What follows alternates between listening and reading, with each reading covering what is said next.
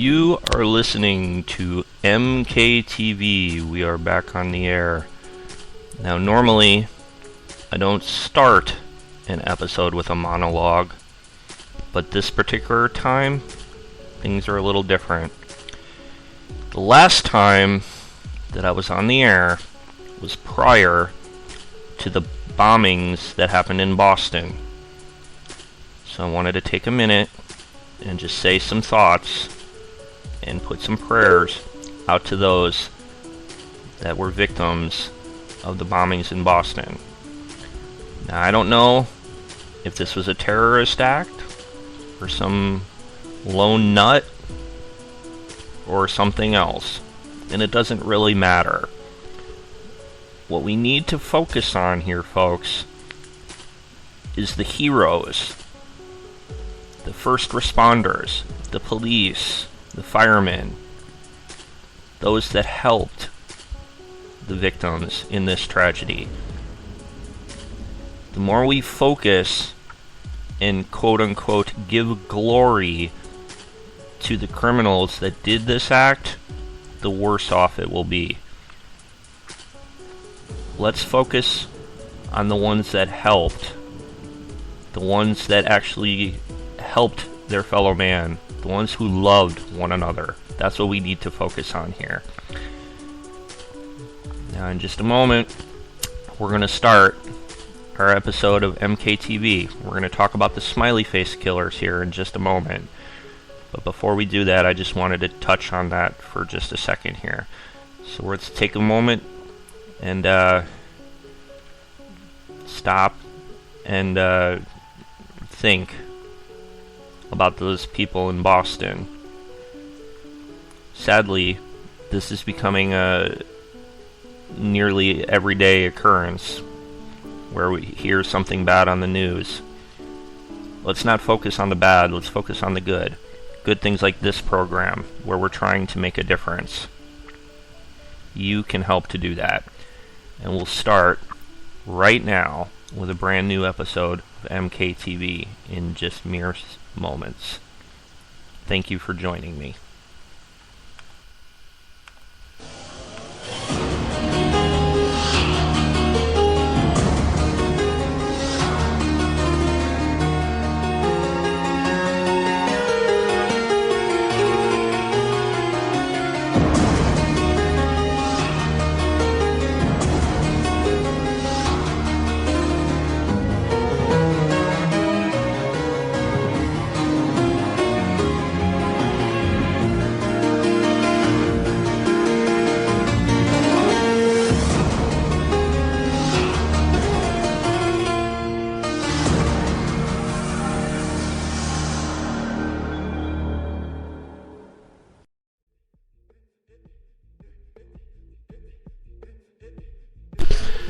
Hi, we are back on the air with MKTV. This is episode number 66.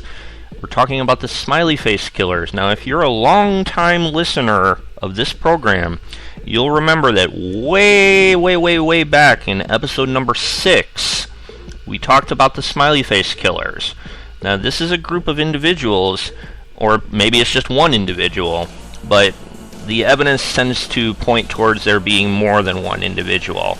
That take college kids who have been inebriated and drinking in bars and possibly is kidnapping them and murdering them and leaving them in rivers and streams all over the country.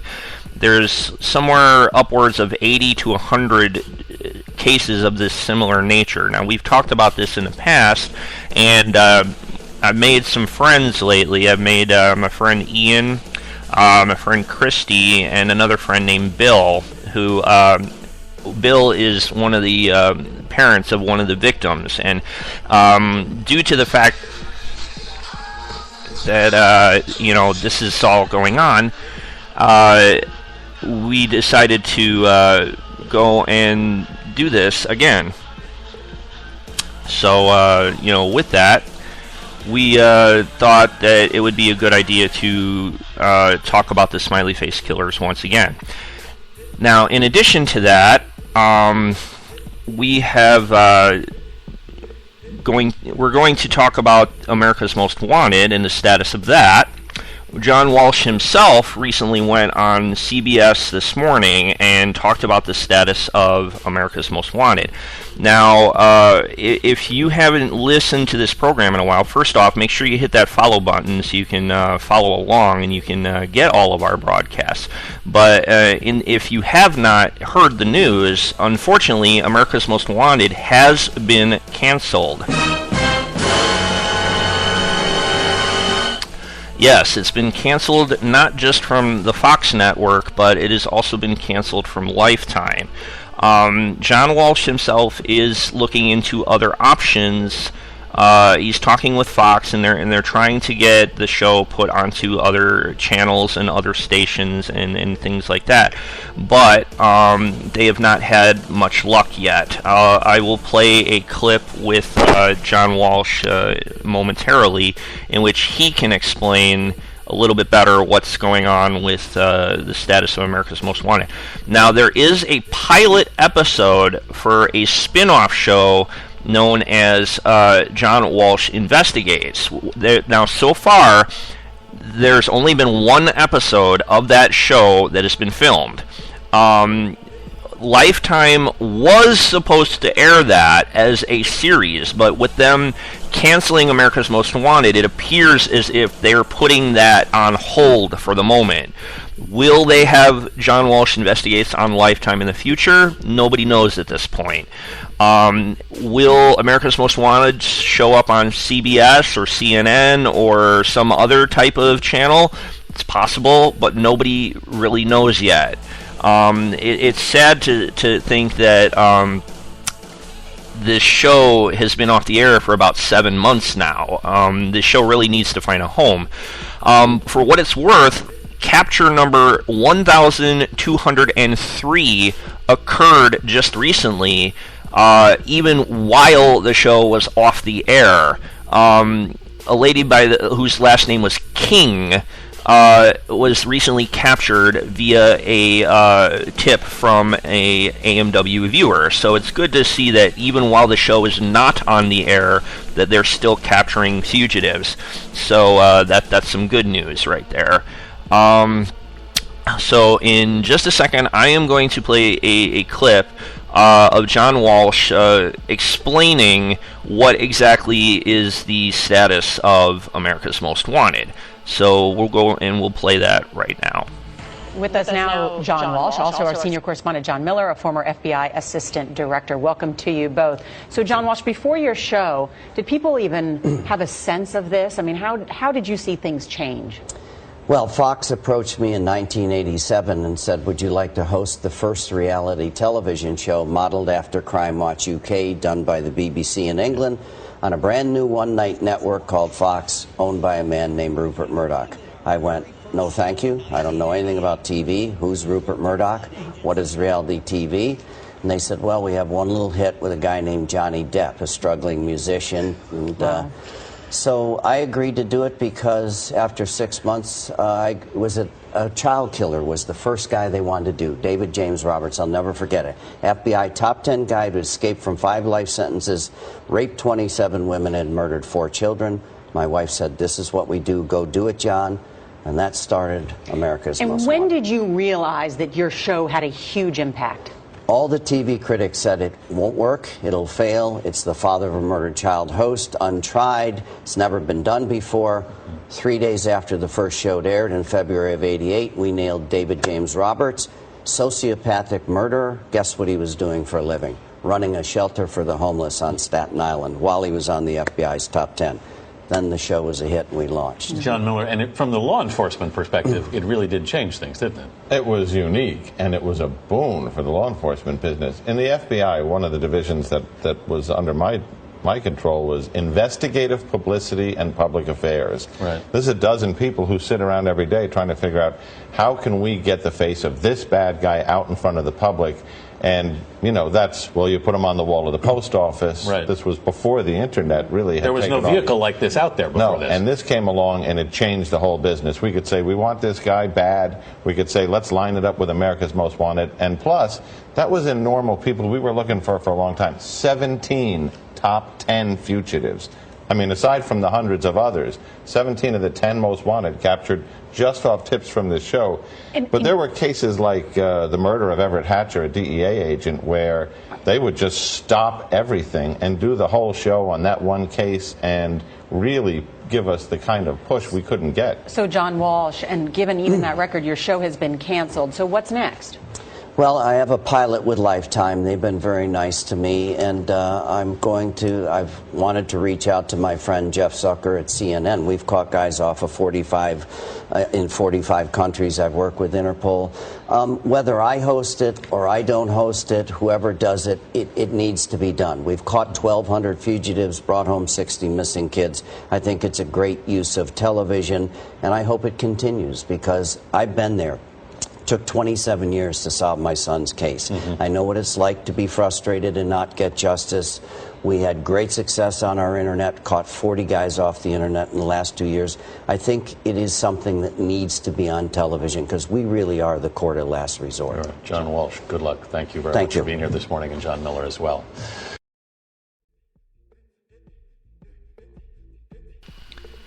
All right, so there you have it. You heard it from John Walsh himself. He may be going to CNN. He might not even be the host at some point in the future. It's up in the air at the moment here. We don't really know. I know that there are some other individuals that are interested in being host. I think Elizabeth Smart, I think, was one name that was thrown out there. So will AMW resurface? Will it be rebranded, republished as something else? That remains to be seen at this point. Okay, now we're going to go to commercial in a few minutes, but before I do that, I need to explain something, okay? We're going to talk about the Smiley Face Killers when we come back, but I need to explain something, okay? Sometimes I get flooded with so many different cases and so many different projects that I don't have enough time to properly do an episode the way that it should be done. So what I do is sometimes I ask other advocates and other media outlets and whatnot to assist me in doing such programs. Okay, now I'm going to play a clip later after we come back from commercial from my friends Ian and Christy. I've spoken to Christy personally. We've chatted through email and stuff like that. But they're going to be talking about the Smiley Face Killers. But this is a lengthy clip. It's about 80 some odd minutes. Okay, but they are going to talk about the Smiley Face Killers, and they're going to help me to finish this program. I will be back after their segment has aired. We're going to link up with their show, and we're going to play their clip. And when their segment is finished, I will be back with a monologue and other information and stuff like that. Make sure you hit that follow button. Share this program with your friends. The Smiley Face Killers are very vicious, evil people, and their story needs to be brought to light. So after the commercial break, we're going to talk more about the Smiley Face Killers right here on Missing Kids TV. With us now, John Walsh, also our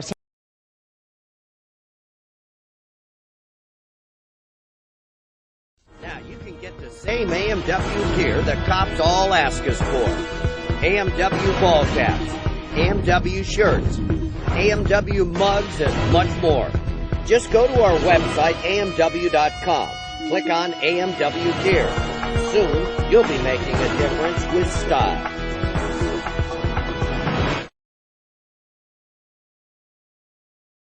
Well, as a couple of inches of snow piles up silently here in America's heartland, I'm reminded of a couple of things. First of all, that Vancouver would love to have the snow we're getting.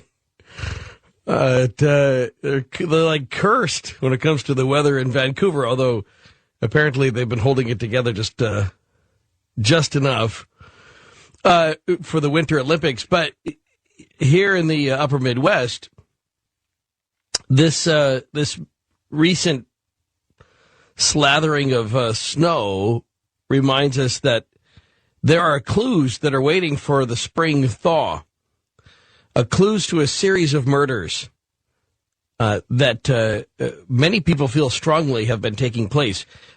Overall, across the country, there's been over 100 disappearances of college-age men who fall into the same category.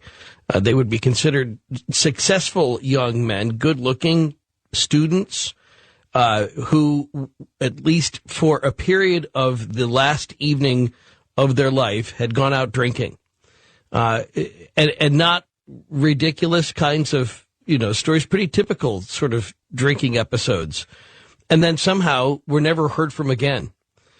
Many of them have been found weeks, sometimes months later, sometimes, sadly, after a spring thaw. And they were found along or in various rivers along the I-94 corridor, I-94 being a major highway that runs all the way to the East Coast. And there were some clues at the very beginning at these scenes where the bodies were found or where these boys were last seen going into the water, or where the last time somebody found any evidence of them, like, some shoes or something that linked to them right at the shoreline. And that coincidental image was of a smiley face. And some people started to say that there was a connection between all of these deaths, and that the Smiley Face Killers, as they began to be called, might be some sort of cult that was going around, and they were capturing college-age guys who were inebriated, and then they were holding them for a period of time for varying degrees of perhaps sexual torture, or at very least just capture, and then they were drowning them along the river. In almost every case, these deaths have been ruled either an accidental drowning or intentional suicide. And they were all tied to the alcohol that person was drinking that night, that's why nobody knew about it. That's why there was no suicide note, that it came about sort of spontaneously after the alcohol consumption on the last night of their life.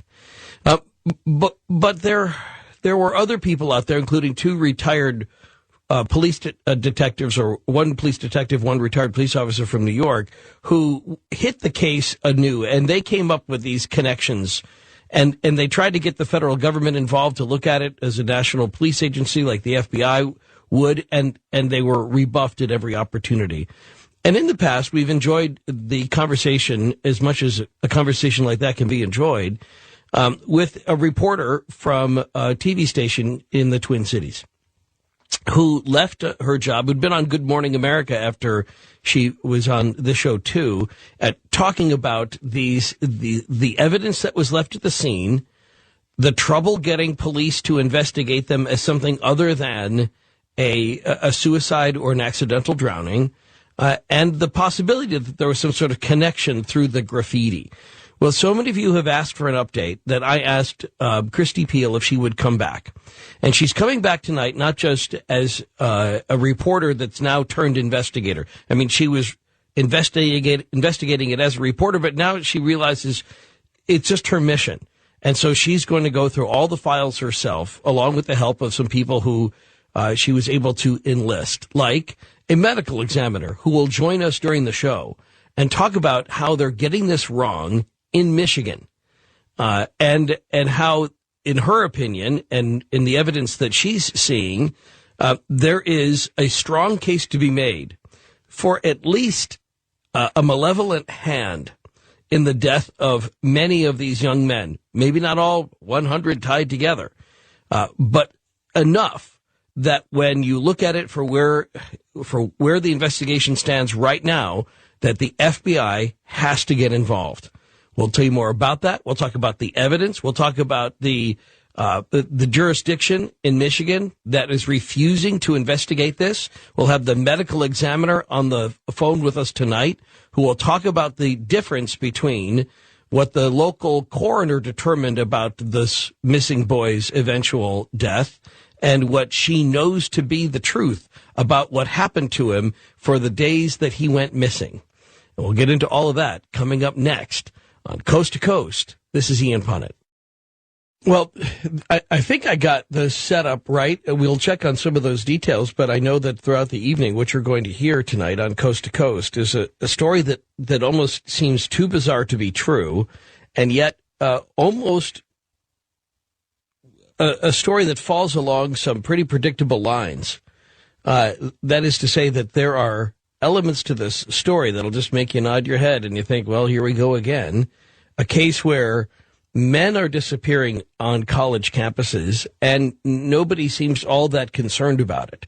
The charge has been made from the very beginning that if these were women that were missing, if these were women who gone for 10, 15, 20, 30 days, there would be a much greater uproar. There would be people would somehow be more open to the idea that there is a serial killer on the loose here in the United States.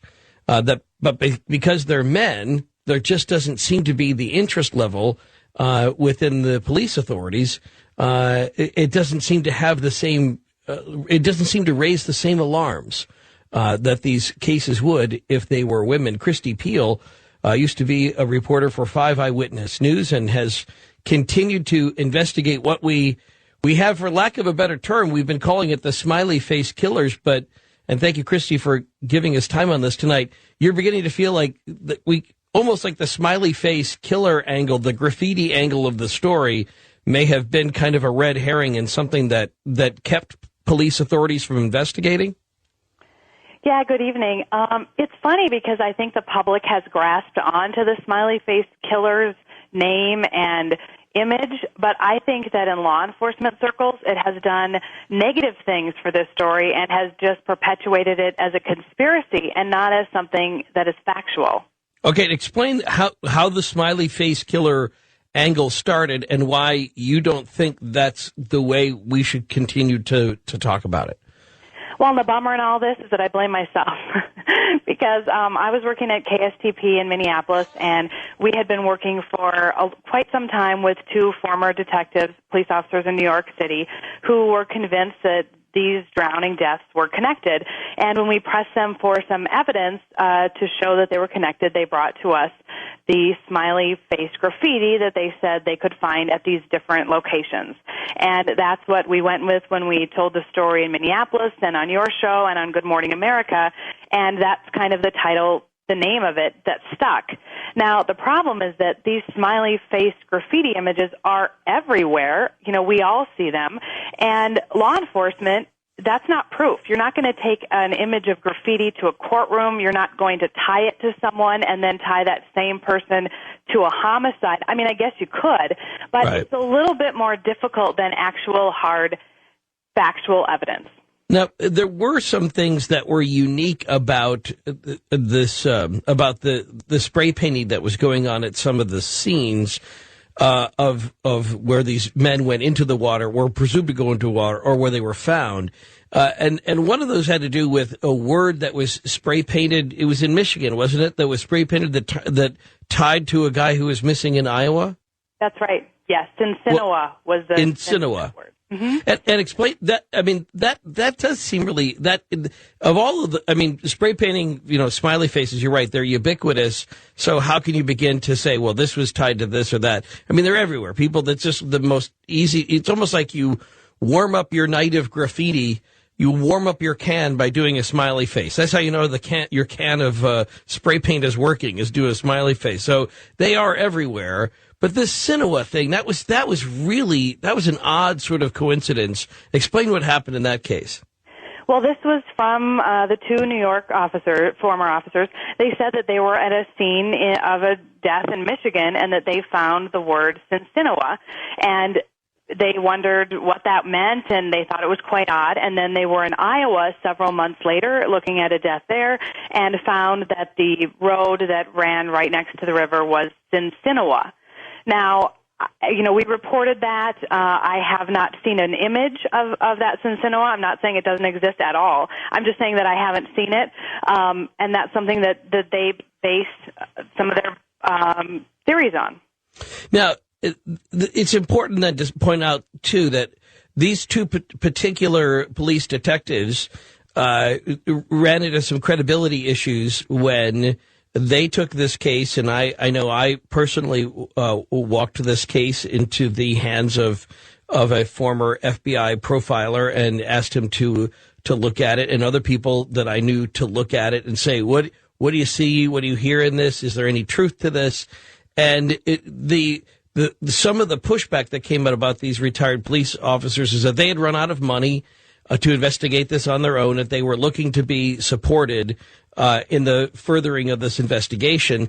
That may not be an unreasonable claim, but it helped to complicate their public image. And you have since decided not to continue to work with them? That's right. I haven't talked with them for about 18 months. The families that I talk with and the people that I have aligned myself with now don't have any conversations with either of those former officers. But you are continuing this investigation. Why? I had seen things along the way that really convinced me that there is something going on, and if I have that kind of information and if I do nothing, then I think that I'm as guilty as the people committing the crimes. And in this case, what you're saying is you see a connection between at least some of these 100 and some odd files of college-age men who had one more night of college-age fun before they were found dead in or around a river. The disturbing connections that I'm seeing are connections of injustice, of unfair investigation, and of inadequate. The families have been treated similarly. It's difficult for them, and they don't have an advocate. They don't have anyone listening to them, and I don't know how it happened, but I became that person. Yeah, that's called destiny. So you as the advocate for the families of these, in some cases still missing men, but in other cases known, where the bodies have been examined by the local coroner, and the coroner determined that this was either a suicide or accidental drowning, and the family is saying that's not possible. That's not my son. Look at the terrain in which he disappeared. There's no way he could have fallen in. He had everything to live for. There were no signs of suicide. I mean, the families are making the cases, but they're falling on deaf ears.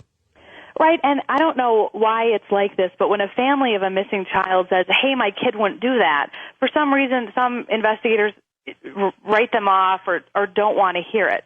And that's unfortunate, because a lot of times these people, they know their children better than anyone else. And if they say, hey, my son would not run off with a hooker like you're telling me he did, the police brush them off and don't start looking for them. And that has happened in more than one case where that's what the parents were told. Okay, and there was no evidence that he ran off with a hooker? No evidence, except, young men, they get drunk, they disappear, he'll be back, just bear with us. And then they don't come back, or their bodies are found later on in the river? That's right. Okay.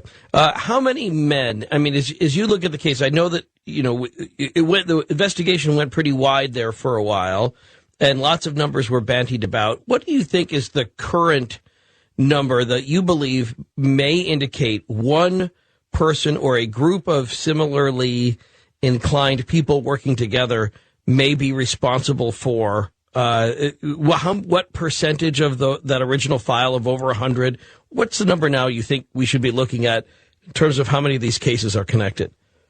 I think that there are 80 people who fit the profile with unexplained circumstances. I can't answer how many have been killed or how many have been killed by the same people. I think that we need to go one at a time to figure that out. And honestly, I'm a trained journalist. I was trained to ask questions, and when I don't have answers, go find people who have the answers. And law enforcement is going to have to get involved to answer that question. That isn't something that anyone without a badge, without subpoena power can do. But you've worked with people who have the background in law enforcement, like this medical examiner we're going to be talking about tonight. Can you tell us more about her? It's Dr. Michael Sikorica. It's a him. Oh, him, sorry. That's all right. It all started about a year ago when I knew I was actually researching for a book. Someone wanted me to write a book, and I wanted to continue to tell the victim stories, and a book made sense. But in that research for that book, I realized that there were some things that didn't make sense in a certain case in Michigan, and I didn't have I don't have the expertise to get the answers. So I turned to a former district attorney in New York, Trisha Angelis, who was fantastic. She reviewed the case with me. She had been involved in was very familiar with these cases, and took that information to Dr. Michael Sikorica, because Trish and I we aren't experts in this field, but he is, and said, look at this. Here's some of the things that we think are a little bit off. We don't have any expertise. Tell us what you think. And part of what I then did is I went in and interviewed some of the people over the phone, people who found his body, and asked them questions, and then handed that information over to Trish. So that was kind of how all three of us were involved in this situation. Okay. Trish was the one I was thinking of when we were talking about it. So of the cases that you have, how many of them have been reviewed now by somebody other than the original investigating authority, local authority, where the college boy went missing?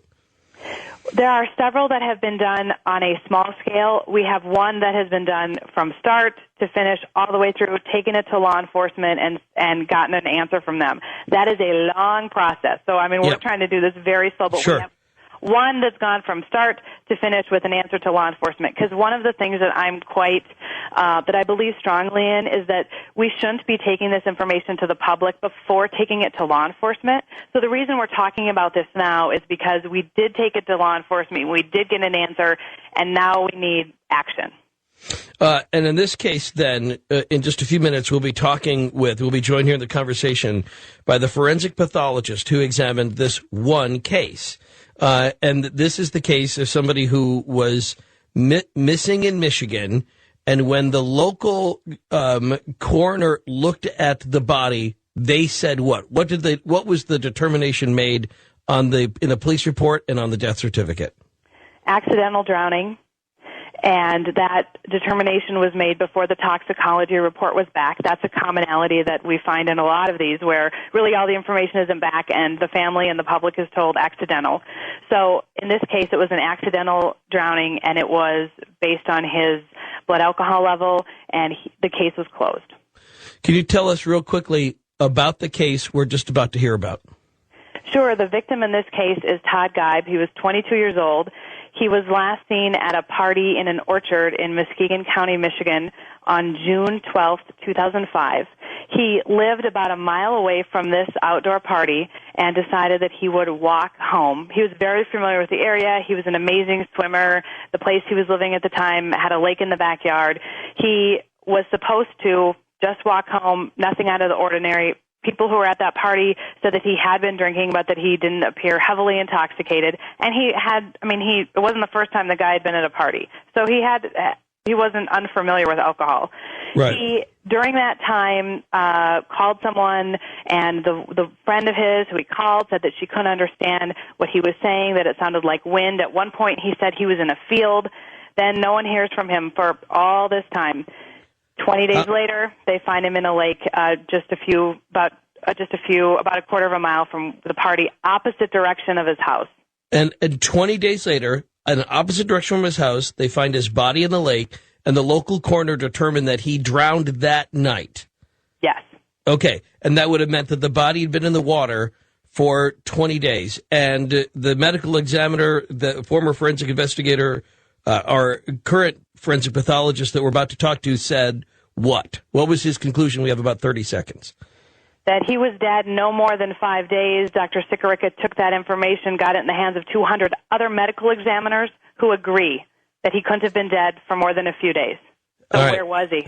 then where was he? And that brings us back to, again, is there somebody out there that's capturing these young men, holding them for a period of time, and then drowning them later, and nobody's investigating other than Christy Peel. We'll talk to her coming up next on Coast to Coast. This is Ian Punnett. I think the link up is still there at coasttocoastam.com for my blog, but I didn't put anything fresh up tonight. Just had too many things going on this weekend. But a couple of thoughts about Werewolves from last night, if you want to grab that. More specifically about the new Benicio del Toro movie about the Wolfman. And then also link up last night through Streamlink to the show with Andrew Zimmern. He's the guy on the Travel Channel who does the show Bizarre Foods, who flies all over the world and visits indigenous cultures and eats the most disgusting crud you can possibly believe. However, he learns a lot along the way, and the shows are very entertaining as he, finds out what people eat and why, and then he samples it, even though some of the things he's eaten are some of the most disgusting things you could possibly imagine. He described one dish that he had to try to sit through as tofu soaked in the fluid that sits at the bottom of dumpsters. But it's a popular dish somewhere, and he struggled through it. And even in here in the United States, in some regions like Mississippi, Appalachia, even up in Maine and L.A. and Alaska, there are these very bizarre foods, even here in this country. And Andrew had a very entertaining first 2 hours. And then after that was a book about the body language that we could all learn from, the Body Language Handbook. And I really enjoyed Gregory Hartley, former U.S. interrogator for the military, who is has an expert in body language and how to read the people who are being interrogated. That might come in handy here sometime when it comes to the so-called Smiley Face Killer story. If we can get a suspect, it will be a day when perhaps we can finally get insight into what's happening to these young men, these young college-age men who, along the corridor of I-94, seemingly on other side of this highway corridor that stretches all across from the upper Midwest all the way to the East Coast, young college-age men are going missing, and then when they're found, it just seems like the pattern is it's determined that it was accidental drowning or suicide, until people like our next guest, Dr. Michael Sikorica, takes a look at the case.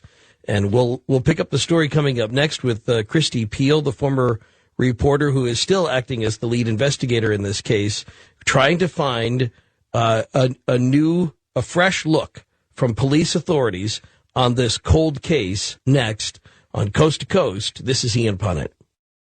We're getting an update on something that you all have asked about now over the last couple of months. People have either emailed in or called when we were doing open line segments and said, what's the latest you've been hearing about the Smiley Face Killer story?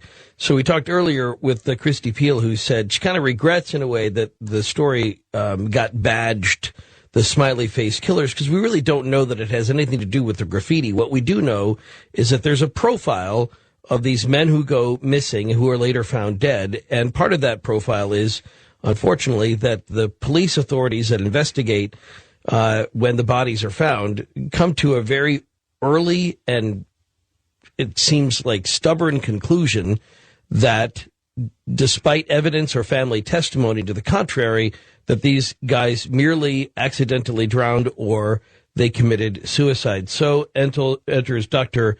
Michael Sikorica. He's with the Forensic Identification and Profiling Laboratory, which is in New York, where they, as it says on your website here, Dr. Sikorica, you provide quality, customized, and timely forensic identity consultation and educational outreach. I'm guessing that means that you pick up the slack a lot for investigating authorities that need the lab help, and or you do work for people who are in the private sector who need a lab like yours to do forensic identification. Is that accurate? Yes, Ian. It's actually only part of what I do. My major role is as a forensic pathologist. The laboratory was created several years ago to sort of fill in the gap with some laboratory services that could be useful to the community and to law enforcement and even the defense community if they need it. My primary job, though, is being a forensic pathologist and doing forensic cases. I do between 500 and 600 autopsies a year and travel quite a ways in the upstate New York area doing these cases. Are you brought in then by, say, a local county, an attorney general? Who brings you in to do the pathology? Well, I am a county medical examiner in one of the counties up here in New York, but I also do contractual work with about 15 other counties. So I travel and I work for the county coroners and sometimes the county medical examiners. Do you remember how you got involved in this case originally with Christy Peel? Yes. The case was brought to me last spring by Trish DeAngelis, who was very interested in the case and just asked me to take a look at it. And I received very preliminary report material, a very hard-to-read autopsy report, a few pictures, and I was really taken aback by the pictures primarily of Todd and the circumstances which I came to understand a little bit more later on. But Christy and I were just talking about that. And Christy, you can jump in anywhere along the line here to make sure that the story gets furthered in a clear manner. But as we were talking about, then you got this preliminary report that said this guy had been in the water. The local ME had determined that he was this missing college guy had been in the water for 21 days. Was it, Christy, a total? Yes, he was last seen June 12th, and he was recovered July 2nd. So what did you see right away, Dr. Sikorica, that made you raise an eyebrow that maybe this report wasn't getting the full story? Well, without being too graphic, the degree of decomposition, the natural changes that occur after death, did not appear consistent with someone who had been missing in the water for 3 weeks. It was surprisingly sparse. Even at reading the autopsy report, the description of the internal organs and such really appeared to be a person who had been in the water 3 to 5 days at the most. Does temperature have anything to do with that? I mean, could the local medical examiner have had more information about the temperature of the water that might have prevented the body from decomposing in the manner that you would have expected? Yes, that is a possibility. This small lake that he was found in was relatively shallow. He was found the early part of July, I believe, on the 2nd. Been missing for 3 weeks in June. There could be some temperature effect on this, but I think that would behoove them to explain it, how that would work. It would have to have been a kind of a sudden freak cold front or something that kept the water extra cold during that period or something. That would be one way to explain it. Perhaps a very cold temperature in the lake itself, underground springs or something like that. But it doesn't appear that there's any explanation for it. And so, can I jump in for a second? Please do. The man who found Todd is a diver, actually, and it was a private lake, and I talked with him initially, and that was one of the most fascinating conversations, and that's kind of when I took it to Trish and said, we need help here, because he'd explained the shape of that lake is kind of like, almost like a hook, and if you look at it like an upside-down J, and at the bottom of the longer part of it, of the J, is where would have been the closest location to the party, and that's where the police determined that Todd would have entered that water. And it's very rugged and very... the terrain is difficult around there, and they never found footprints or anything. But what this diver and the man who found him said was so odd is that Todd was found kind of on the tip of the J, and that means that he would have had to go through what they call there the Narrows, and it's very shallow and it would be very difficult to get through. He said he had trouble with his boat, and he can't imagine how a body could get through. And he described that water as being warm, and so he was very shocked that Todd would have been found there, especially when he was in that water very frequently during the time Todd was missing, and then he never saw him, and then one day he went out, and there was Todd on this far section. So that water is one of the reasons that, Trish and I thought, okay, we need help here because something doesn't fit. But I just thought that water piece would help you. Yeah, it does help. And so no indication that there's any huge variance in the temperature. And in fact, it's hard to imagine that the body would have traveled from a point where the local police report determined that he went in at the bottom of an upside down J and is found having traveled a great distance and found somewhere else, and supposedly having been in the water for that entire time. Dr. Michael Sikorica, you look at what did you ever have a chance to examine the body itself? No, I haven't. I've only worked off the report, the police investigation materials, and the photograph. But based on your reputation and your experience, you make a determination that says this guy could only have been in the water for 3 to 5 days, which says, then it begs the question, where had the body been? Where had the guy been? Now, do you determine that the body had only been in the water for 3 to 5 days, or that he had only been dead for 3 to 5 days? Dr. Sikorica? Yes, I would say that he appears to had been deceased for 3 to 5 days, and most likely had been alive prior to being placed into that water. There's no indication or no way that I can actually say his condition prior to being put in the water, but he'd probably been in that water for 3 to 5 days at the most. So the conclusion in your report is that the local medical examiner, perhaps well-intentioned, is just flat out wrong. Well, he never made a real assumption of how long Todd had been in that water. That's not a part of his report. He assumed that the cause and manner of death, the cause being drowning, the manner being accidental, that was his job. And nowhere in his report does he really state that, there's a discrepancy between the appearance of Todd and the suspected time frame of him being missing. So he doesn't delve into that realm, really. And most of us don't as forensic pathologists unless we're pushed. Right. And so, okay, so then your report, as you're brought in as a consultant on this, your report pushes that. What happens? Well, Trish and I craft a letter together at my office, and we basically provide it to the Michigan State Police and the Attorney General's office of the district attorney in that county, asking them to reopen the case and take another look at it. And what did they tell you? Well, I haven't the exact reply myself, but according to Trish, they refused to re-examine the case. Just for people tuning in, Christy, will you re-identify who Trish is in this story? Sure. Trish DeAngelis is a former district attorney in the state of New York. She had some involvement with some of the other cases, and I connected with her, and she feels as passionately about all of this as I do, and I would say we're working now on this as a team. So the conclusion here is, as you would describe it, Christy, is that this guy must have been, he was somewhere else for these number of days when the night between he went missing at that party and when he's later on found in that lake, that there's somewhere else he was other than dead and in that water, correct?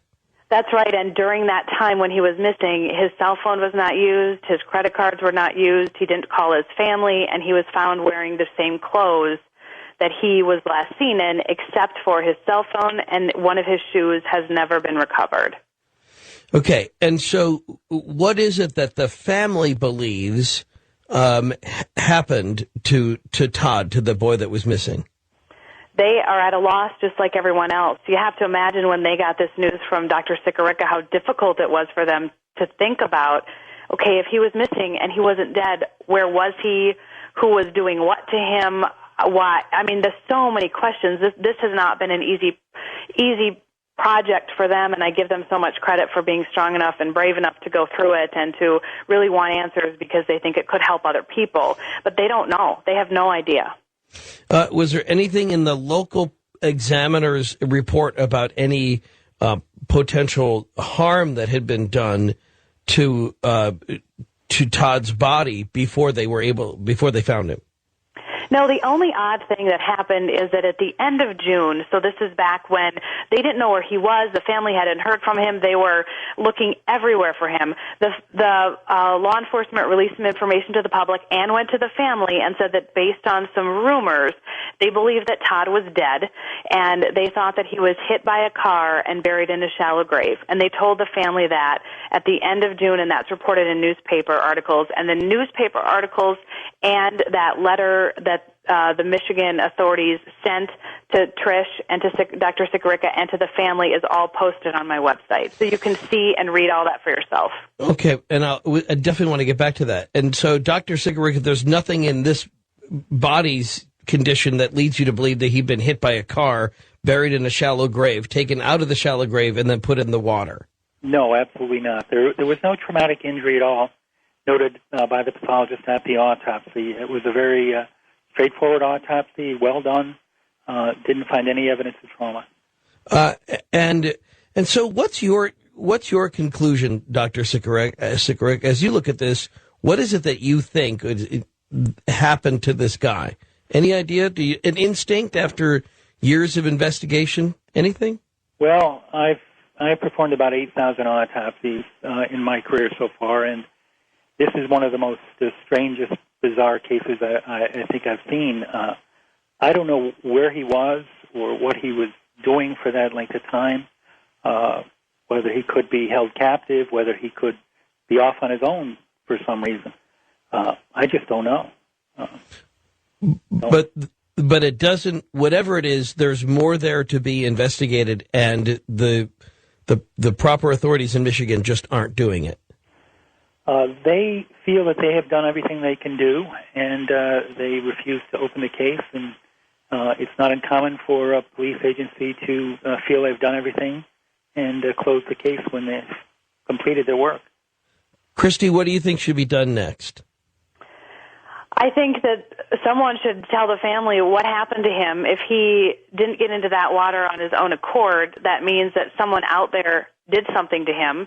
And I think that after talking with his family and knowing more about Todd, I don't think that he would, take a swim or whatever. And his blood alcohol, which we haven't mentioned yet, was 0.12. So he wasn't overly intoxicated to the point that he couldn't. He was a strong swimmer, had saved his dog at one point in a lake. So he was familiar with water. So I think that law enforcement, I think that the people in Michigan should demand some answers. And there's contact information for the prosecutor, the only person in the county who can reopen that case. And the reason that I think that this is a case that should be looked at is not only for Todd's family, but that same night in another state, another young man went missing, also found in water. Are they connected? We don't know, but someone in law enforcement should maybe find that out. Okay, well, I think Dr. Michael Sikorica, you did a fabulous job here, and I think we got everything from you that we needed to better understand this case. Christy, I'm going to ask you if you can hang on past the top of the hour. I want to find out what other story, what other case like this have you investigated? What, if you can start to put some of these cases together, what you think might be happening? Who do you think will be a profile of the person that might be involved in a disappearance of somebody like this young man, Todd? And Dr. Michael Sikorica, thank you for your time, and also thank you for your ongoing efforts to help investigations like this, to give hope to families that they have a way of trying to get past when a local, sometimes political, but sometimes just overburdened bureaucratic agency doesn't have the time to put into it. It's nice to know that somebody out there at your level is willing to take a look at it. So thank you so much tonight, and for giving us the time. Thank you, Ian. Keep up the good work. Thank you. Dr. Michael Sikorica. All right, so then hang on. We're going to continue this with Christy Peel after the top of the hour. She said that night somebody else went missing. So as she's been working in this with a stack of files, along with the former state's attorney from New York, working with other investigators on this case. If she were to put together a profile of who is doing this and what is happening, what is her instinct, what is the conclusion of these informed experts that with whom she's spoken, what conclusion are they coming to? Coming up next on Coast to Coast, this is Ian Punnett. So we're talking about the story of the Smiley Face Killers, which has been an ongoing investigation. Started as a TV piece, ended up on Good Morning America. We've been talking about it all along with Christy Peel, who in the past 12 years, as the story goes, about 80 young, college-age, good-looking, generally academically successful men have just gone missing, and then later on were determined to have drowned accidentally or have committed suicide.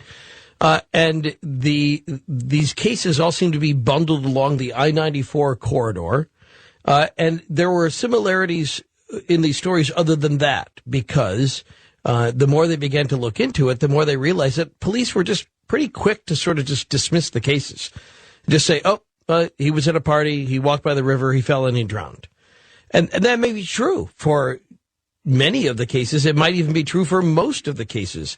But we know for a fact that it's not true for all of them. And the police had already had to reverse themselves once in one well-known case, which we'll talk about just a second. And now we heard in the last half hour on Coast to Coast of a case where the local medical examiner determined that a guy went in the water the night he went missing. 21 days later, they found the body, yet a nationally known and respected private consultant comes in, takes one look at this case and says, no way.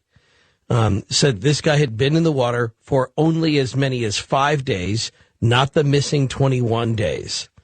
And yet they're unwilling to change the way it's being investigated in Michigan. It's case closed, even though there's this huge discrepancy. So where have these college guys gone in between the time of the night that they go missing and then the night that the day they're found sometime later on in a body of water?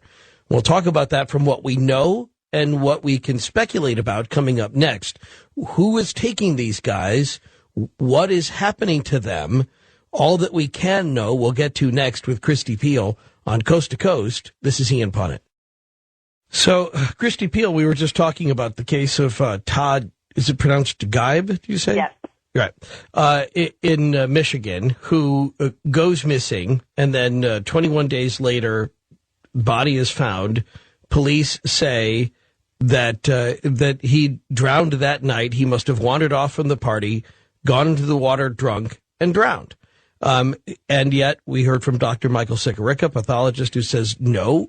The body there's no way the body could have been in that water that long unless the local police or the forensic pathologist can come up with some sort of explanation about some temperature differential. It's summertime and the body should have been much more decomposed than it was.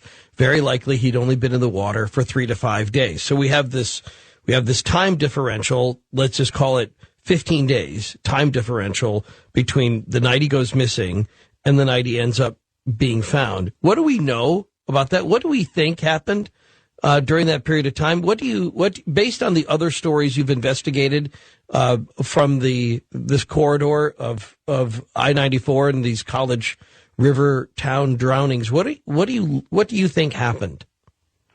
I don't know. I really don't know, because I think that whoever had Todd or whoever Todd was with is a sick individual, the kind of person whose mind works differently than mine. I really don't know. And a lot of people have asked, who is doing this? Why are they doing this? Man, I think when we figure that out, we're going to find a dark human being of a kind that we haven't met yet. So somebody out there could be working off of this main highway corridor, going to these small college towns, looking for parties, and acting as a predator when drunken college guys stagger away from parties, walk out of bars, and are in an area that is isolated for a period of time where they may be vulnerable to being, say, I'm just talking, hit with a pipe, hit with a stun gun, lured into a car by a woman, whatever, but they get in and somehow they're missing for a period of time. Why what evidence do we have that this has happened before? Anything? Happened before that this would fit a pattern. Like I guess I'm thinking of the case of Chris Jenkins. Oh, sure. Right now, here is a guy who the same profile. This story actually did take place in Minneapolis, and this is explain the story of Chris Jenkins and what did police say happened to what they later on had to admit to. Sure. Chris Jenkins was last seen at a downtown Minneapolis bar on Halloween 2002. He was got in a verbal discussion with someone, a bouncer, off-duty cop at the bar, and he was kicked out. He was kicked out. It was a very cold night, without his coat, without his cell phone, without his wallet, and he was left on the street. So he was missing for several months. They found him in February in the Mississippi River, and right away, the private investigator that Chris's parents hired said, all right, we've got a homicide here. There was different information that he was getting on the streets. And then when they found Chris, he had on some clogs, like slip-on shoes that didn't fit quite right. They were loose. And his pants were, a Halloween costume, kind of that, cheapy fabric. It was all, his shirt was tucked in, he was all put together, and he was on his back, which is very unusual in a typical drowning case. Victims are found on their stomach. And police were saying that, he jumped off the bridge, and they still maintain, last I heard, that he somehow was thrown off that bridge. But initially they said it was an accident. That case was closed. At some point they told his family it was a suicide. Needless to say, case closed, and then after some information came forward, they reopened that case as a homicide. At this date, it is an inactive, unsolved, open murder. Homicide. Yes. But a murder. And they got information later on that said, oh, no, yeah, he went, he was killed. And so now they're willing to say, oh, well, he must have been murdered. But for the longest time, they were willing to just say, oh, it was accidental, even though he had both his shoes on, his shirt tucked in, and he was found on his back. Yes, and his mother just came out with a book. Her website is footprintsofcourage.com, and that's the name of her book. And she goes through everything. I mean, she has done amazing research, and all the police records, everything is documented in that book. But there were many signs right from the beginning that something was wrong.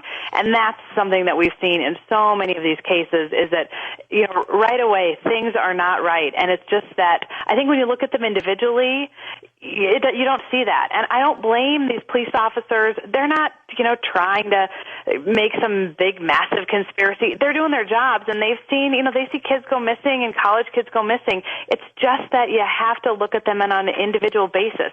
You can't close a case before you get all the information, before toxicology reports are back. I mean, right. These are the kinds of things that we're seeing. But Chris Jenkins, in all these cases, is the only one that's officially open and a homicide. And been reversed and said, oh, we were wrong on that one.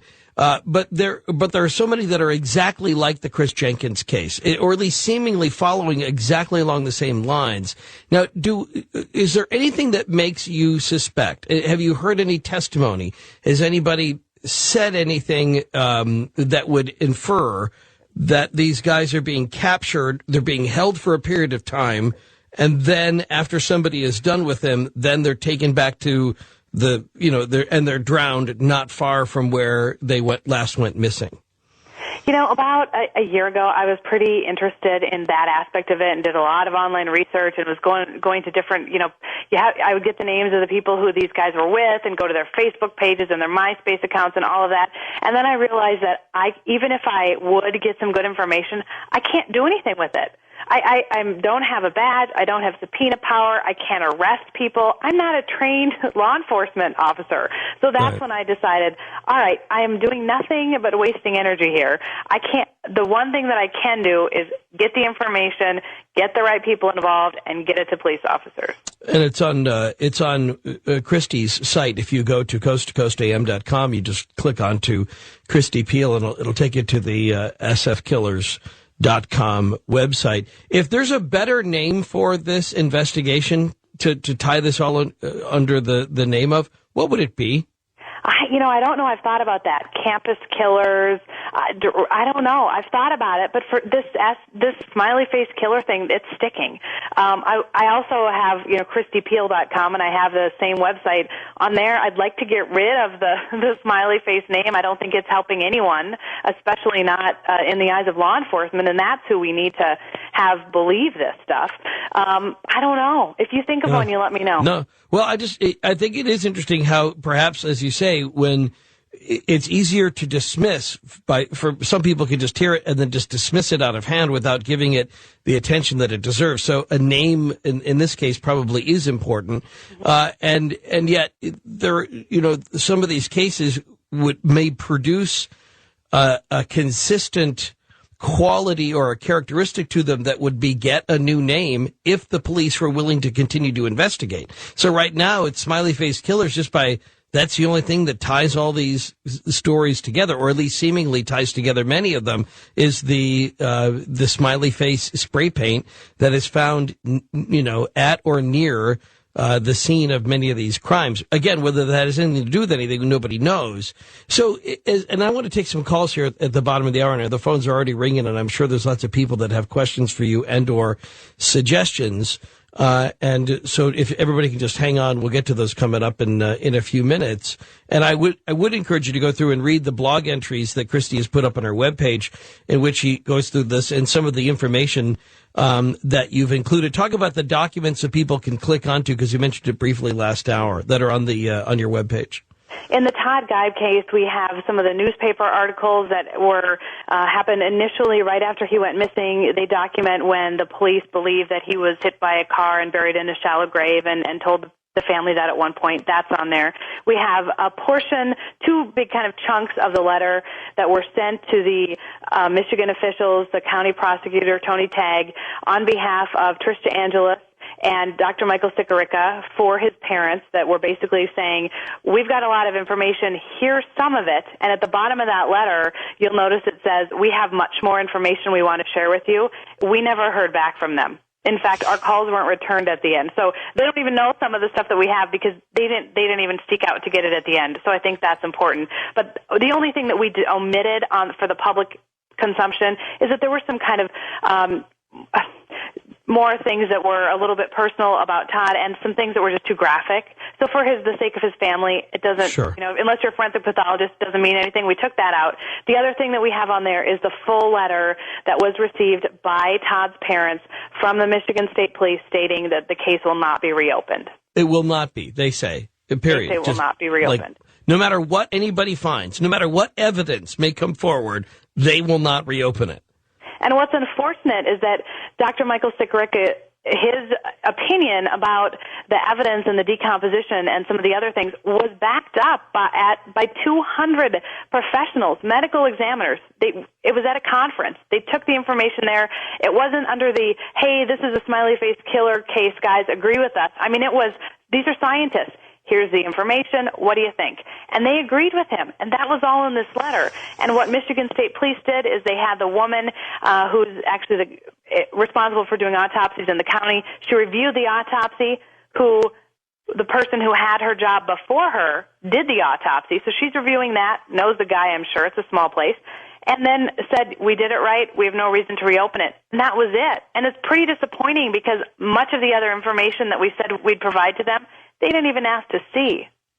So, at one point there'd been some discussion about a killer cult, or, a group of people traveling across, coordinating together on the internet. And that was an angle of this story. Right now, there is no basis to continue to believe that. Some people still say that. I don't think that there is hard proof. If there is, whoever has that information should be taking it to the FBI and not just talking about it. I think that the most important thing is to get information, take it to law enforcement. But the same night that Todd Geib went missing, there was another young man in another state. And if they're connected, that's something that law enforcement should be looking at. Okay, and you're also being assisted in this by a former federal agent? Hector Boreas, yes, he's a former federal agent. He was responsible for cracking a serial killing ring in Mexico. And he has looked at the Todd's information. We've talked extensively about some of the other cases, and he believes that this is the work of a serial killer. And more than one person, because of the time and the different states that this is happening in. And he continues to look at it and would like to see feds, someone else get involved. And the one thing that has been really exciting is that the National Center for Missing and Exploited Children has the file on Todd Geib. It has the file on Chris Jenkins. It has the file on Patrick Kaisha. I gave them about 300 pages of documentation, filled out some surveys for them. They're making a presentation for some scientists in February, at the end of February. And the goal isn't to say, hey, you guys, there's a smiley face killer out there. Go figure out who it is. It's to say we continue to see mistakes made in the investigation. We continue to see medical examiners missing some key pieces of information. If you get a case like this, wait until you get the toxicology reports back. And so that they're going at it from a scientific angle, which is what this stuff needs. The smiley face graffiti business isn't advancing it in the circles where something can get done. And so this former federal agent too, as he's looked at it, he's had experience. Why does he believe the federal agents like him that would have investigated this case, as he found a serial killer somewhere else? Why does he believe nobody is investigating this? When we've talked about it, when the feds did go in and look at it, they looked at the information in La Crosse, and that information, from what my understanding of what happened there, is that they looked at the police files, compared them, and said everything was done properly. And I don't think that they looked at anything from other states, and I don't... Oh, we lost her. Okay. Don't know what happened there. Phone dropped out. Those things can happen.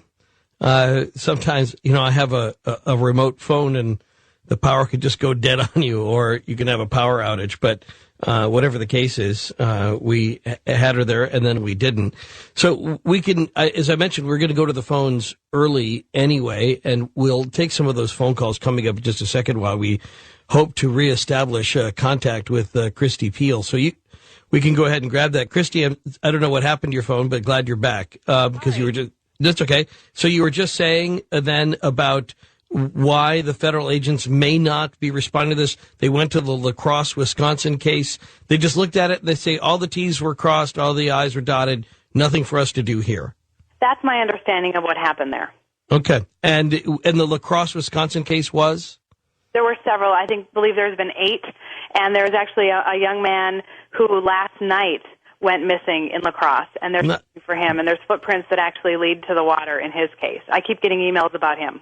Last night in La Crosse? 2 a.m. Mm-hmm. Well, okay. And so of the 80 cases then that you look at, I mean, it would be amazing to think that all 80 cases are all connected and that all 80 people are the victims of the same person.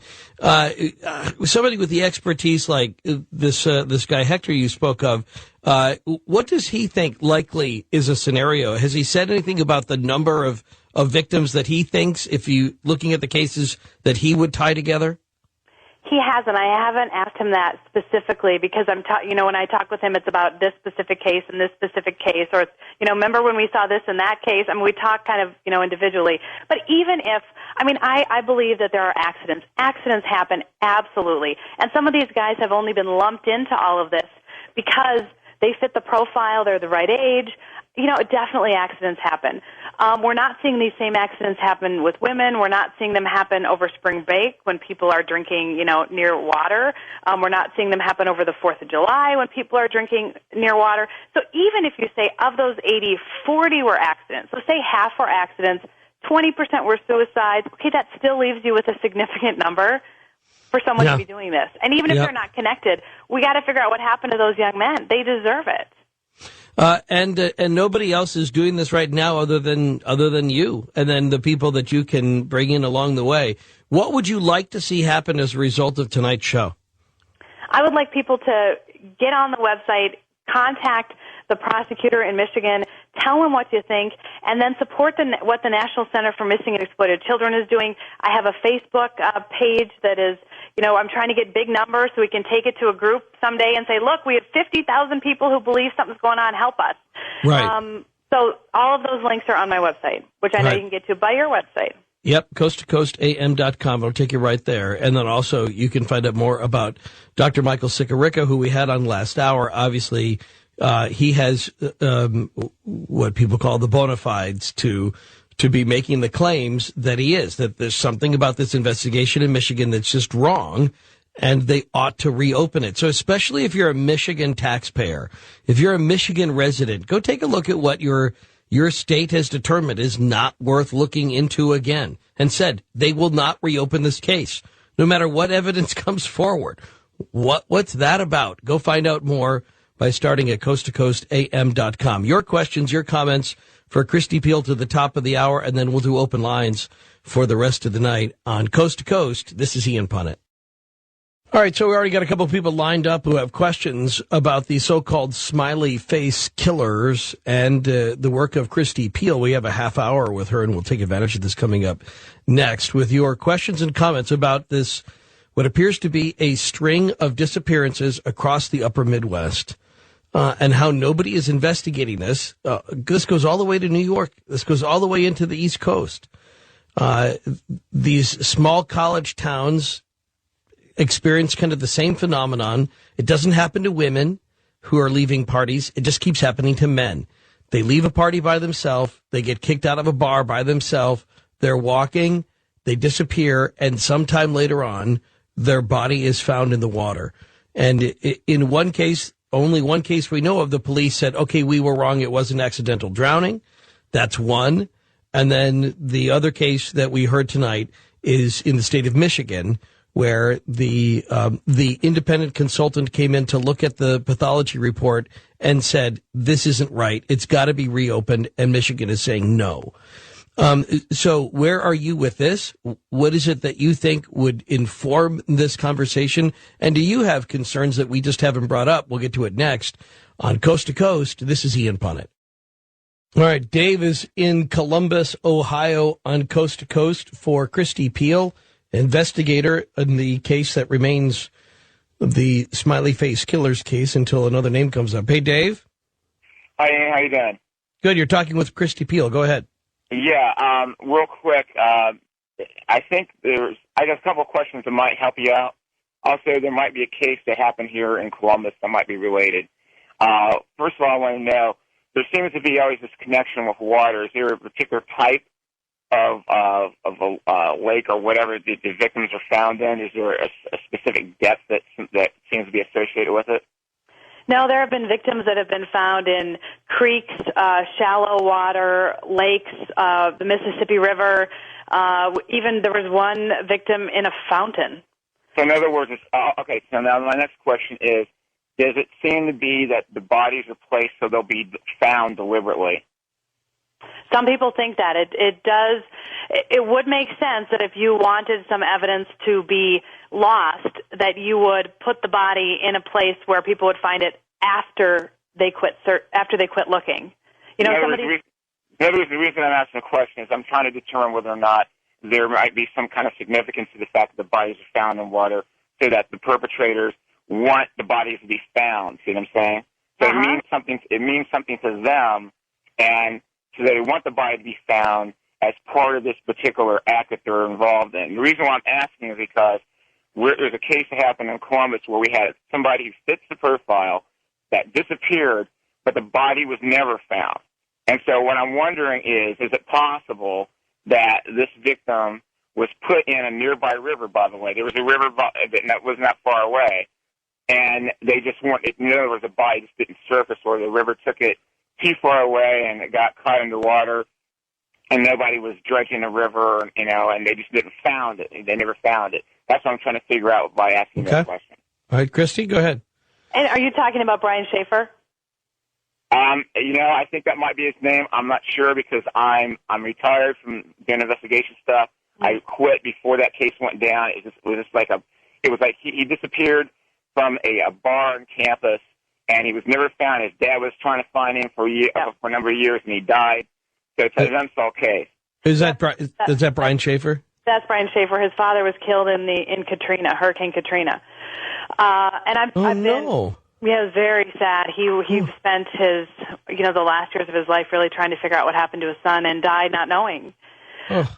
So some people think that, I guess I've heard a couple of different things. Either the body is put somewhere and then it's placed, in a river or wherever, and it isn't found by accident. I mean, they want it to be found, but for some reason it isn't found. Other people think that while these young men are being held, possibly, there would be some trauma that could accidentally happen, like in the case of Todd Guy, but there was no trauma physical that was obvious on his body.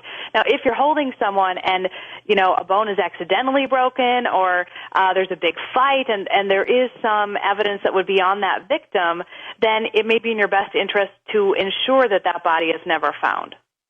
Let's get, it does. Julie, west of the Rockies, Spokane, Washington, for Christy Peel, investigating this string of college-age men's disappearances, many of which may be connected, but nobody is investigating other than Christy. Go ahead, Julie.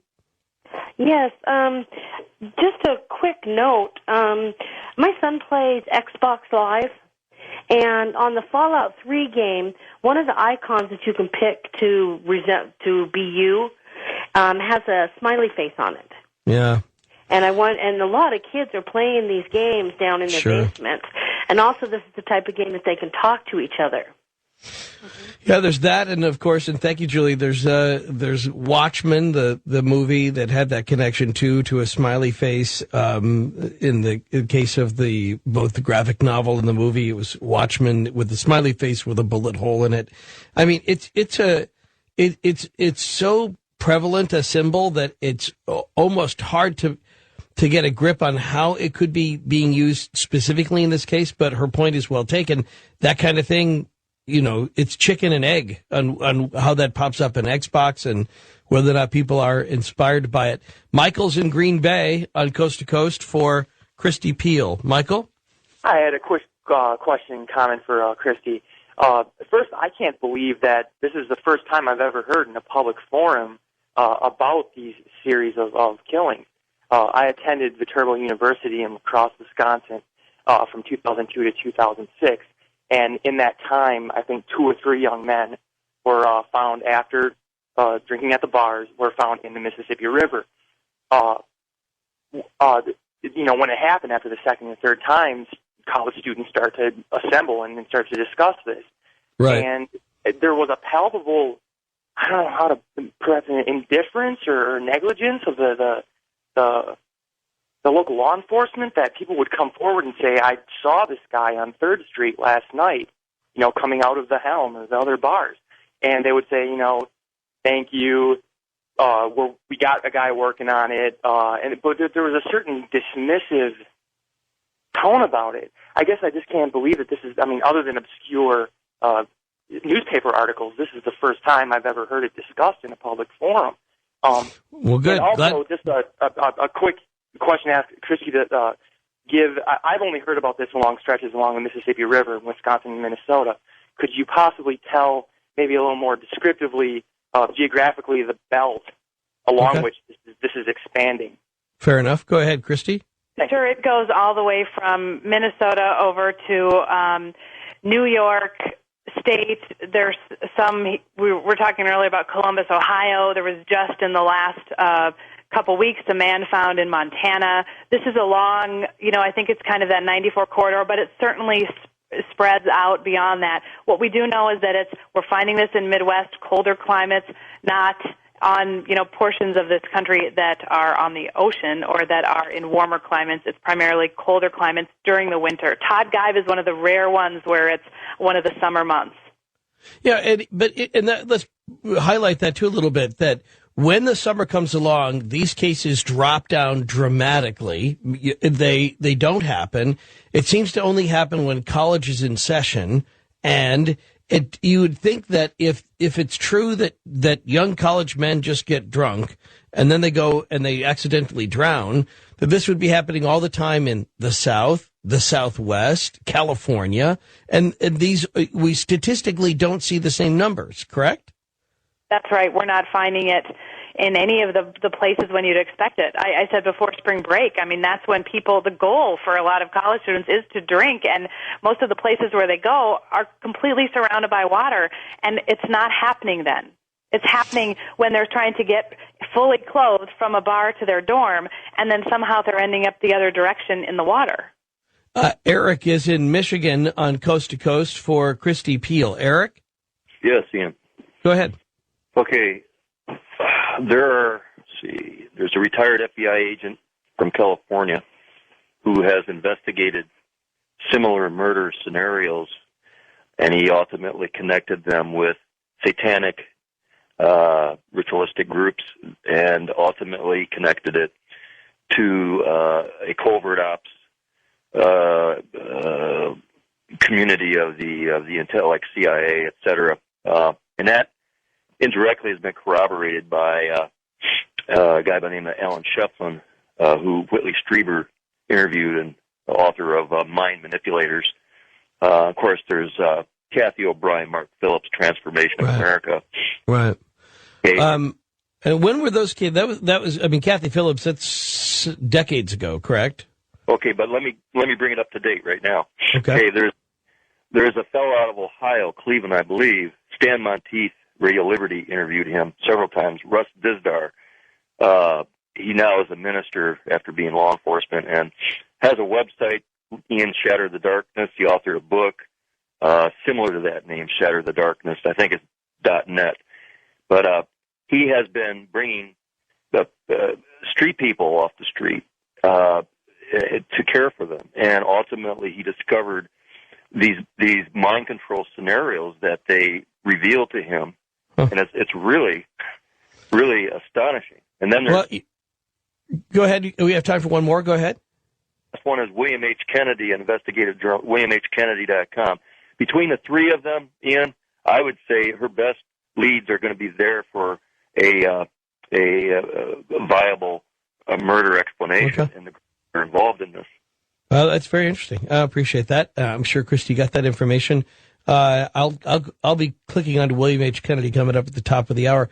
Jeff is in Tempe, Arizona, on a wild card line for Christy Peel. Jeff? Yeah, I'm here. Go ahead. You're talking with Christy. Hi, Christy. Hi. Yeah, I've been actually following this on Coast to Coast for a while, and I didn't really remember if you said it before, but right now you said something about a word that was in two locations at once. You said it was Sinawa? Sisinawa. I remember in the past, there was, if you slightly, variate the word, and you pronounce it Sinaway, in ancient Egyptian, it means he who travels alone. And it was a story of a man who was a righteous man. He wanted to serve the poor. He was a physician, and he was forced to kill his friend, I guess for the greater of the good, kind of like, maybe a surgeon would look at it where you cut out cancer, you cut out some good tissue around it for the greater good of the whole, I guess, is the way that his life story went. Well, that's an interesting connection. I hadn't heard that before, but the address connection was the Sisinawa, but sure. I mean, at this point, at least people are thinking about it here, Christy. They're trying to find ways to romance the stone here, to get an angle on the story, to try to break through what seems like a logjam at the bureaucratic level. I'm amazed at the people. My website, my blog, when I launched it a year ago, I had no idea that so many people would be so interested. I just wanted a place where I could put information I found. And there's a woman actually who bought when there's actually 3 missing cases in the Midwest right now. One in Wisconsin, one in Minnesota, and one in Iowa. All happened the same week in January. All that information is on my site. And please look at their pictures. Let's hope that they're not part of this and that they come home safely and soon. But she wanted to see if maybe someone with a pilot's license could be involved. So she purchased, with her own money, FAA logs to see if someone had been to all 3 airports. I mean, people are passionate about this. That's very interesting. I hadn't even thought about that angle. a private pilot would make a lot of sense. Luis is in Utah on a wild card line, and then we'll go to open lines coming up at the top of the hour. Luis, you're talking with Christy Peel. Go ahead. Hey, and good show tonight. Thank you. Christy, have you ever thought about getting a hold of some psychics to bring them in and I'll listen off the air? Yeah, I mean, ordinarily, I don't always have a lot of faith in the whole psychic thing, but every little thing helps. Have you talked to anybody, or has anybody come forward to you? Different people have, and the families all feel differently about that. Some use them quite frequently, and some want nothing to do with them. So at this point, it's their sons. I kind of want to do what they want. And the other thing is that law enforcement frequently aren't interested, and we don't need any more reasons for them to write this off. Yeah, that's a really good point. Again, if you're just tuning in, I'd recommend to go back and catch from the beginning on this on Streamlink. We're talking with Christy Peel, investigative reporter, made it on Good Morning America with this story, and then it sort of stalled, but she's continuing with the investigation on her own and looking up at these 80 files and continuing to go through the material, find medical examiners that are willing to review it, find federal agents that are willing to give some perspective, lawyers, anybody she can, to try to come to a determination whether or not there could be a serial killer at work that local police authorities have not been able to coordinate an investigation on, or just don't seem to care. Tim is in Pennsylvania, east of the Rockies, on Coast to Coast for Christy Peel. Tim? Yeah, how you doing tonight? Good. Just got a minute for you. Yeah, I have a question. We're investigating a case in Pennsylvania called the Todd Sees case. I was asking Christy if she ever heard of it. Spell the last name for me. Todd Sees, S-E-E-S. I have not. Now, this is very strange. This guy went missing for 3 days. It's in Northumberland, Pennsylvania. It was back 2005. He took his ATV up the mountain looking for preseason deer. And his wife was concerned because he didn't come home the next day. She called the authorities. They searched the mountain. There was a little pond right near his house. They went in there with scuba divers. They couldn't find nothing. They had no idea what this guy just fell off the face of the earth. 3 days later, they found something near the pond, which looked white, but they couldn't get to it because the brush was too thick. So they brought in all this equipment to tear it down. Here it was him. He was found dead. They found him in his underwear. When they found the body, they wouldn't give him his wife the body. They sent it down to Allentown, Pennsylvania, and did an autopsy. Well, they couldn't determine why he died. So the body was actually sent to Fort Indian Town Gap, which is near Harrisburg, Pennsylvania. Now, it's kind of strange that this happened. Why would they send this body to Fort Indian Town Gap? But now they're saying that this was like, they did a toxicology report. They had no idea why he died. But later, the local authorities said he died of a drug overdose, and the family is like furious over this because there's no way. There's also more information that I have that, if you could email me or anything, I would definitely get you. Well, Tim, you can link onto the webpage, right, okay, Christy? And you could contact Christy from there. Is that right, Christy? Yep, right on the website there's a contact us, and you can contact me right there. My email is up there.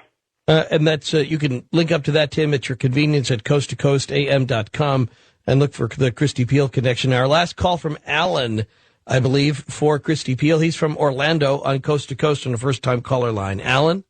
Hey, Christy, what's going on? Hi, how are you? Hey, being like late 20s and a drunk, this is something that's near and dear to my heart. But I was wondering what kind of tortures or stuff, because I heard about that, looking into it on the news and such, are we talking about that the MEs aren't finding? And a second question is, what would be, that you've heard, would be the psychological profile of someone who would be doing something like this? Because I heard there's some guy saying it was like a mess about, or like someone who wasn't successful, but it seems like it's kind of more put together than just some goofball. All right. Well, interesting thought. Chris, you want to comment on that? In the sexual piece, we don't really have much evidence, correct? It's just some assumption on that? That's right. And if there's, he talked about torture. If there's torture, there's nothing being left on the bodies. No sign of that. Right. But certainly being kept in captivity would be torture enough, and what more than that, we don't know. But then the other question that he threw out there at the end?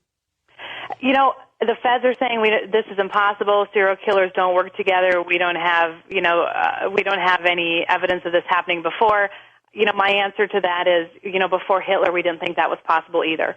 So I don't know what kind of monster we're dealing with. But there have been cases of serial killers that have worked in tandem. I mean, this would not be a first, that there would be some sort of competition or there would be people who sort of tag teamed on something like this. And we know that these folks are well-funded, well-traveled, and awfully good at what they do. As sad as that is to say, thank you so much for you being so good at what you do. You keep up the good work. Even if in the end it turns out to be 5 of these cases connected, there will have been nobody else trying to connect them. And so thank you for keeping the pressure on, keeping the story up. Everybody log on to Christy's website. Just go through coasttocoastam.com and let us know, Christy, when you've got an update coming up, okay?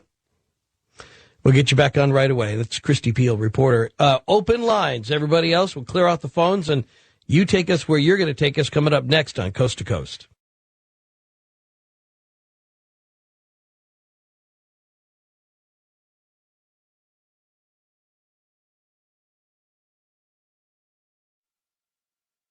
Yes, it's dark and I am scared. It can happen in an instant. You get separated from your child. Your dad doesn't feel right, but he's not sure he should call 911. You just feel uneasy walking to your car. With 5-star urgent response, one touch and you'll be immediately connected to 5-star agents or 911. Calling 5-star. This is 5-star. How can I help you? I can't find my mom. Using enhanced location tracking with GPS, these agents can determine your location and get you the help you need. An ambulance is on its way. Okay, thank you. Can you stay with me till I get to my car? I'll stay with you all the way. Hello, Mrs. Williams. I've located Sean. He says he's by the steps. 5-star urgent response. It's help at the touch of a button. Calling 5-star. Now available at Walmart, Sears, or online at greatcall.com.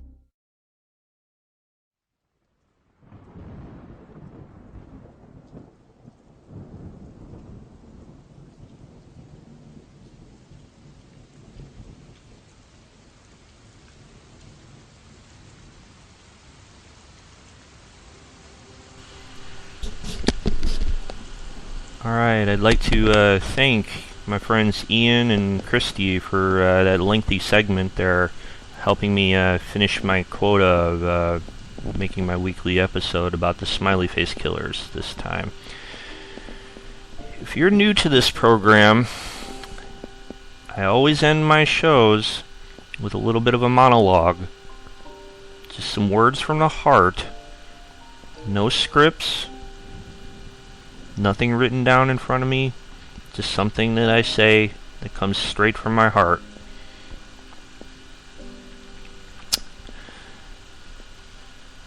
For the last about hour and a half now, we've been talking about some individuals, or perhaps one individual, known as the Smiley Face Killer.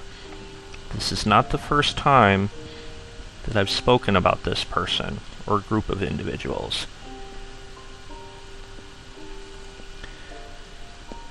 When you hear stories like this, and you're listening to this program, I want you to just think for just a moment or two of what it would feel like if your loved one was taken from you. If the person that you love more than anyone in the world went out drinking one night and then just suddenly disappeared, and then later on that their bodies were found drowned in water. And then, as if that was not hard enough, to hear an investigation is closed, that no matter what evidence you find, nobody wants to listen to you. Now, I covered this story way back on episode 6. For the last 60 some odd weeks, I have not let this story die. It's important to get this out there. These are people's loved ones, and they deserve justice. They do not deserve to be forgotten like yesterday's trash. These are people that had lives, they had friends, they had careers, they had ambitions, dreams, hopes, and they deserve better than this. That's why I'm not going to stop bringing light to these cases. I have what I think is proof of connections between these cases. I've talked about them on this show in the past, and I will continue to talk about them here on MKTV. I've talked about them on the YouTube channel, I've talked about them on my Facebook page, and I've talked to them about it here on Spreaker.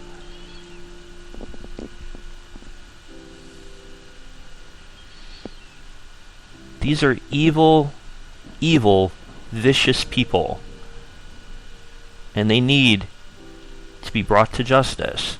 If you have some sort of information, if you have a tip, send me a message on my Facebook page at facebook.com/missingkidstv. I've already had many people do so. I've talked with Bill, I've talked with Ian, I've talked with Christy, I've talked with a lot of people about this. And I will continue to make this case not fall into the cracks. You can help. If you're hearing this story, send it to your friends. Let them know what's going on. Is there some sort of a cover-up? We talk about cover-ups a lot on this show. Sometimes police are not doing their jobs. Maybe there's some sort of an inside job going on. Maybe there's a lot more to us than meets the eye. It certainly is food for thought, don't you think?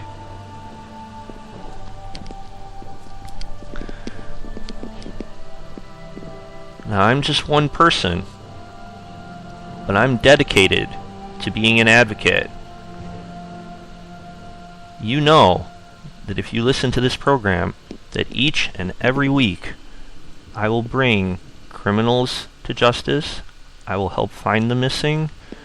I will do everything in my power to bring justice where it is deserved, to bring loved ones home, and to capture fugitives. We've done it in the past, and together we can continue to do it. Can we solve the Smiley Face Killer cases? Maybe. But I know one thing for sure. I can't do it without your help. My name is Steve. You're listening to Missing Kids TV here on Spreaker and YouTube. And I'll see you again next week. Thank you for listening.